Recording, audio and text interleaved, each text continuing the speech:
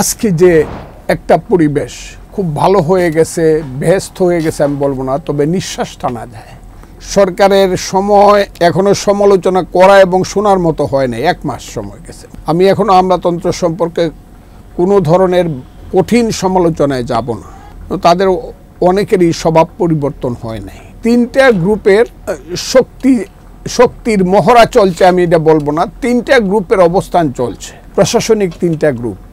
আমি প্রথম বলেছিলাম সিলেটের মিটিংয়ে একটা মহাসমাবেশ ছিল, আমি 5 দিন আগে গিয়েছিলাম।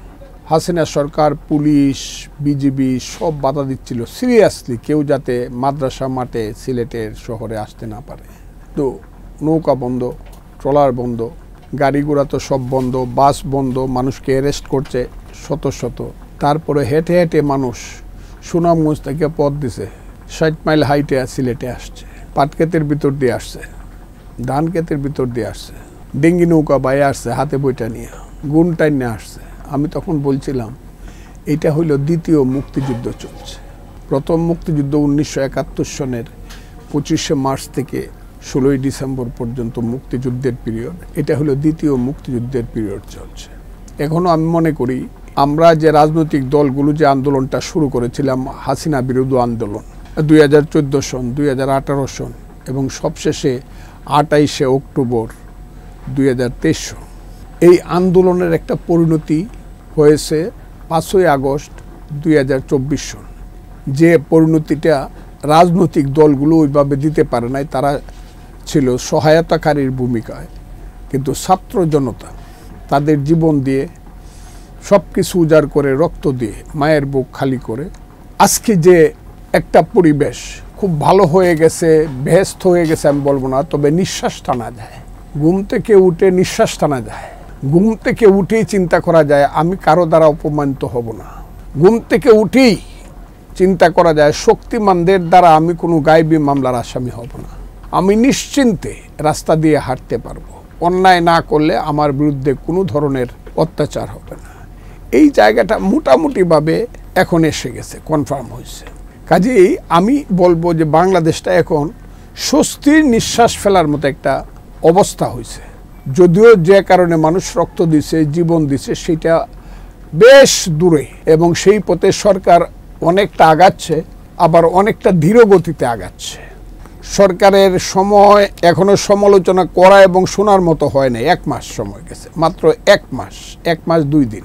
কাজেই আমি এইভাবে সমালোচনা না করে বলবো আমলা ছাড়া দেশ চলবে না, ঘোড়া ছাড়া সেনাপতি যুদ্ধে যেতে পারবে না, পারতো না।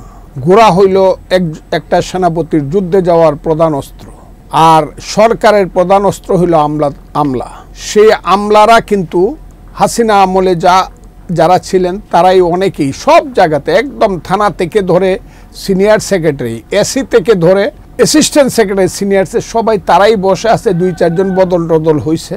তাদের চরিত্রের যদি পরিবর্তন না হয়, অভ্যাসের যদি পরিবর্তন না হয়, আবারও যদি নিকৃষ্ট শ্রেণীর আমলাতন্ত্র চলে, তাহলে এই সরকার খুব বেশি আগাতে পারবে এটা আমি বিশ্বাস করি না। আমি এখনও আমলাতন্ত্র সম্পর্কে কোনো ধরনের কঠিন সমালোচনায় যাব না। তাদের অনেকেরই স্বভাব পরিবর্তন হয় নাই, স্বভাব পরিবর্তন হইতে হবে।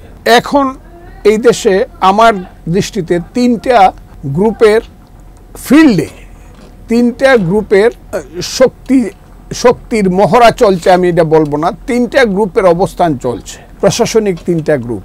ফার্স্ট, সিভিল প্রশাসন, ডিসির নেতৃত্বে জেলা একদম এসিল্যান্ড পর্যন্ত। সেকেন্ড, এসপির নেতৃত্বে জেলা একদম থানার কনস্টেবল পর্যন্ত। থার্ড, মিলিটারি, সামরিক বাহিনী, সব থানায় থানায় এখন সামরিক বাহিনী আছে। এটা দ্বৈত শাসন না, এটা ত্রৈত শাসন চলছে। তাদের মধ্যে যদি অ্যাডজাস্টমেন্ট, কম্প্রোমাইজ না হয়, তাহলে খুব বেশি জেলাতেও আগাইতে পারবে না। এবং ইতিমধ্যেই আমার মনে হয়েছে তাদের অনেকের মধ্যে আইসা পড়ছে কে বড়। আমি লেফটেন্যান্ট কর্নেল বড়, এসপি সাহেব বলতেছে আমি বড়, নাকি ডিসি সাহেব বড়, কার শক্তি বেশি।